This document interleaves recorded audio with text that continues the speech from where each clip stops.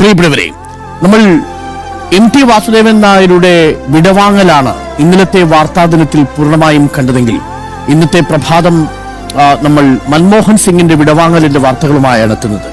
December മാസത്തിൽ നമ്മൾക്ക് പ്രിയപ്പെട്ടവരും നമ്മളെ വിസ്മയിപ്പിച്ചവരും നമ്മളിൽ നിന്ന് അകന്നു പോവുകയാണ്.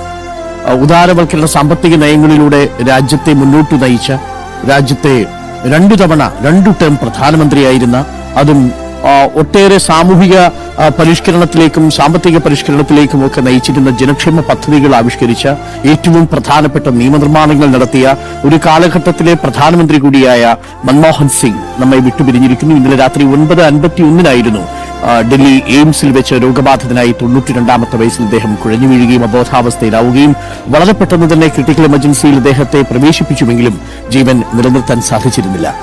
അദ്ദേഹത്തെക്കുറിച്ച് ഒരുപാട് വിമർശനങ്ങൾ ഉണ്ടാകുമ്പോഴും ആ വിമർശനങ്ങൾക്കെല്ലാം അതീതനായി നിന്ന് തന്റെ